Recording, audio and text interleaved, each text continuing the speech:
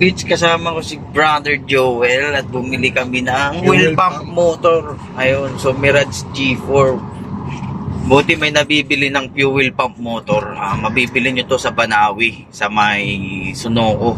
So 180 ito, natawaran namin ng 7. So may isang daan tayong discount. Tsaka ang kagandahan pa doon, kakilala ko pag natin to tapos hindi gumana, yung automatic po pwede natin ibabalik. Pero bihira naman na ganun yung nangyayari tuwing bumibili ako ng pyesa. So papakita ko sa inyo kung bakit tinatulan ko to. Kasi kagabi, tumirik siya. Pinuntahan namin ni Maminit. Ayun, wala ng fuel na dumadali doon sa kanyang fuel line. So papakita ko sa inyo. So babaklasin ko to tapos papakita ko sa inyo kung paano ko nasabi na ito na yung sira. Wala nang intro. Ito na agad yung sinabi kong sira sa kanya, kaya hinatap namin papunta dito sa gawaan natin. At yun nga, kanina pinukpok ko yung kanyang fuel pump motor at umandar. Sinabi ko kailangan natin bumili na nito. So babaklasin muna natin mga tropa kopya. Ayan, so ito yung nangyayari sa kanya kagabi.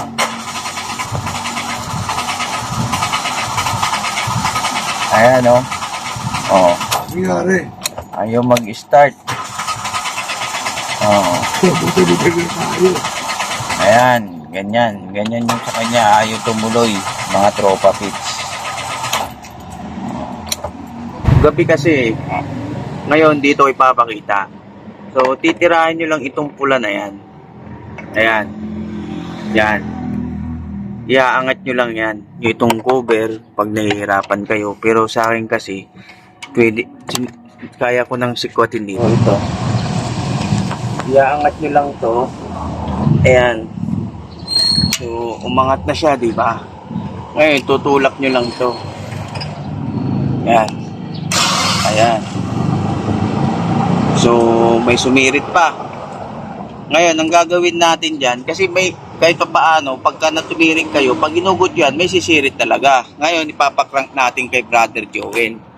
Yan. Sige, crank mo, Brother Joel. Tignan natin kung mayroong dadaloy. Ayan, o. Sige pa. Ayan. Oop. So, walang dumadaloy na fuel. Isa pa. Ayan, o. Oop. Ayan, so nabaklas ko na tong upuan. Dito lang yan mga tropa, dito lang nakaklip yan, oh, dito. Tapos yun, dalawa, dito yan ihuhugutin nyo lang siya, hahatakin nyo lang siya pataas. So ito yung fuel pump assembly. So may nabili tayo na fuel pump motor. So papalitan natin ng fuel pump motor yung kanyang sasakyan. So tumirik ito kagabi. Clip nyo lang siya dyan. Tapos ito tatanggalin nyo lang. Yan, hugot lang. Press nyo lang tapos hugot. Yan. Tapos ito tanggalin nyo lang yan. Yan. So tanggal na. Doon kaya sa kabila.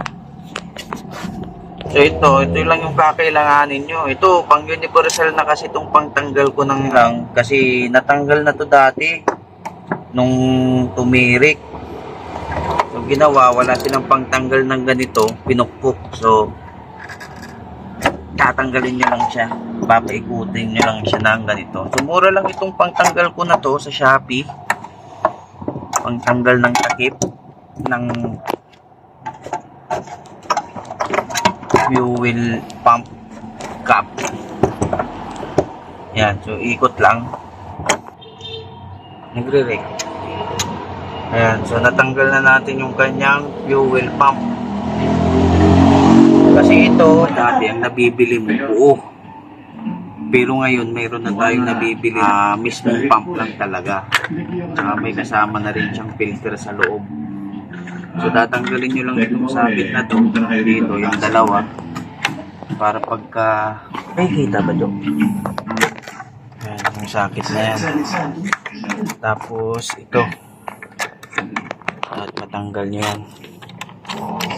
So ingatan nyo lang na huwag masira ito. Yan, so tanggal na, di ba? Ngayon, tatanggalin nyo yung lock dito. So, ipupush nyo lang siyang ganyan. Tapos, itong lock, paikutin nyo. Tapos, hatak lang. Ayan, o, di ba? Natanggal na. Tapos, ito kasi, ginawa na ng paraan. Yung lock dito. So, tatanggalin ulit natin yung lock na yan. Ayan, tanggal na. Tapos ito, huwag nyong tatanggalin dito. Kasi pagka maluwag na yan, yung pressure ng fuel, hindi. Kaya dapat dito nyo tatanggalin mismo sa may, ano nya. Ayan, so tatanggalin nyo dito. Kasi ito yung, ang tawag kasi dito, yung kanyang, anong tawag na dito? Anong tawag dito, Jo?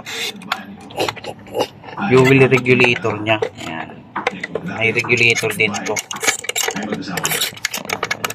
Ayan. So, ingatan nyo lang matanggal yung kanyang o-ring. Ito, kasi may o-ring yan. Pag natanggal yan, sigurado hindi rin naandar yung ang inyong sasakyan. Ayan. So, may lock dito. 1, 2, 3. Ayan. So, 3 para matanggal nyo yung mismong fuel pump. Iangat nyo lang yan. Madali lang naman iangat yan kahit kamay lang. Ayan, so natanggal na natin, no? So, nandito na yung filter nya. So, tatanggalin mo lang yan. Tatanggalin mo ulit to. Ayan. Tatanggalin natin. Flat screw lang na malupit para matanggal. Tapos sa loob niyan kasi may o-ring. Ayan. Hindi natatamaan. Ayan. Saan na yung o-ring yan? Ayun, naiwan. Ayun, oh. Ayan. So, wag niyong kakalimutan na lagyan ng o-ring yan, mga tropa, no? Ayan, so natanggal na natin lahat. Ang gagawin natin is ito. I-unbox natin ito.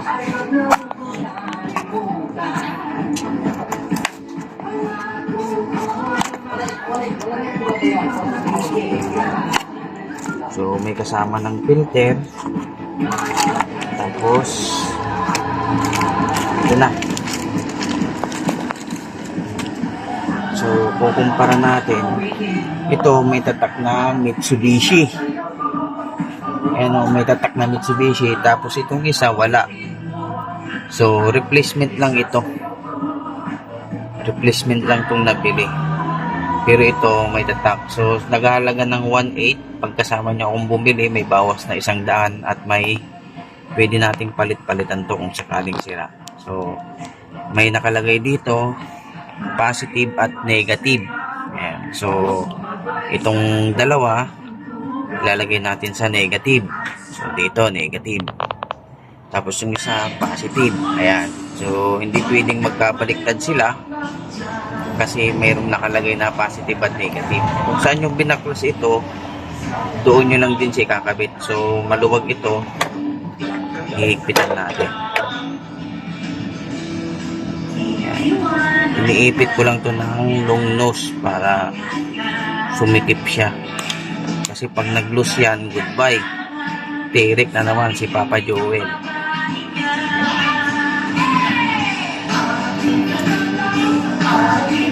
Kaya dapat ganyan. Masikip. Ayan, so nakabit na natin, no? Ngayon, o-ring. Ayan, ilalagay nyo dito yung o-ring. Ayan. Tapos dito kasi yan nakasiksik, oh. Yung butas na yan, yan, ganyan. Kasama yung harness. Una na ito pala. Para wala nang ano. Wala nang duda. Iuunan nyo na yung o-ring. Ayan, so nandun na yung o-ring. Sisiksik na natin to mga tropa.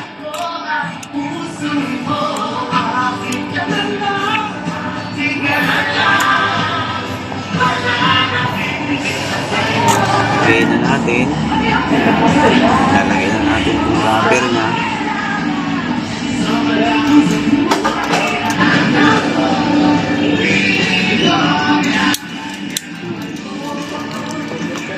Tapos itong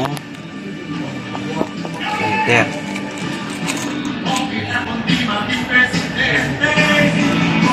Ayan, bago na yung kanyang filter.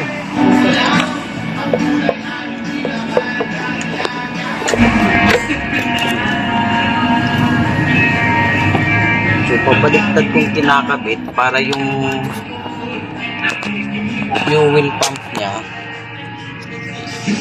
hindi ma-fix siya. Kasi pag paano, lumalaylay kasi.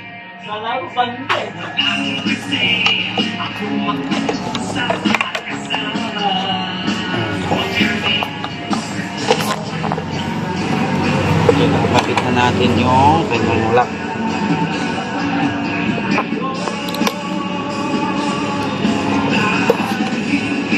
Tapos ito, ilalagay na rin natin. Yun. Ito, sakit. Ilalagay na rin natin.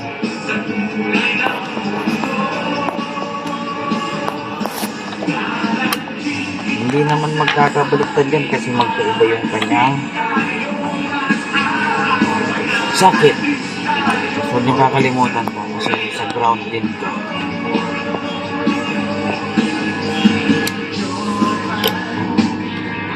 Para hindi matanggal to, i-ano nyo rin siya.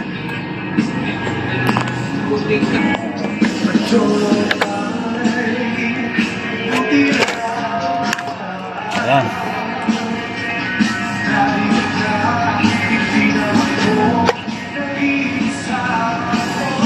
So, lalagyan lang din natin ng lock to. Ayan. So, okay na siya. Nakabit na natin lahat. Wala nang naiwan. So, kakabit na lang natin doon para matesting. So, ganun lang mga tropa, no? Testing na tayo.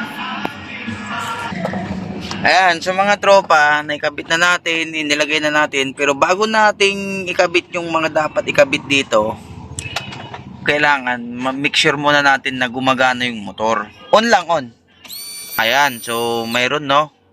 May naririnig kayo pag ino-on. So, ibig sabihin, goods na yung inyong fuel pump. Kanina kasi, yung kay Brother Joel, yung luma niya, pagka krinakrank mo lang siya, doon lang siya nagkakaroon ng bomba nung fuel na repair natin. Pero ito, pagka ignition on.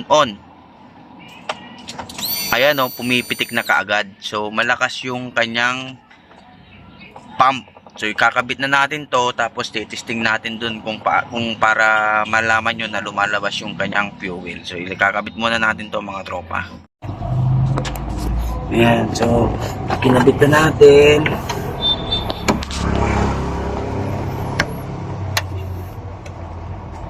Basta ikabit natin tong lock.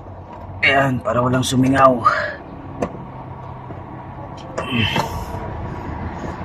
Ayan.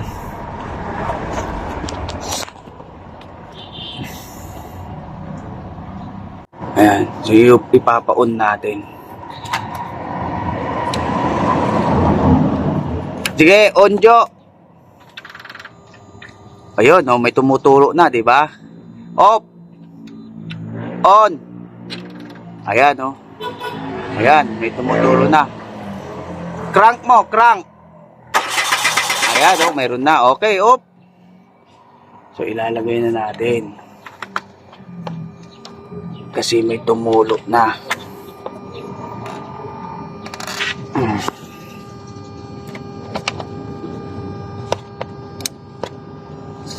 Yan. Sige, crank mo, Jo.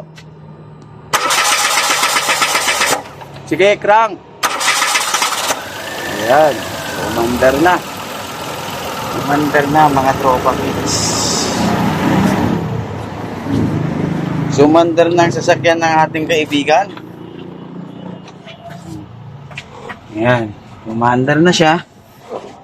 So, maganda. Maganda yung fuel na fuel pump na nabili natin. Ayan.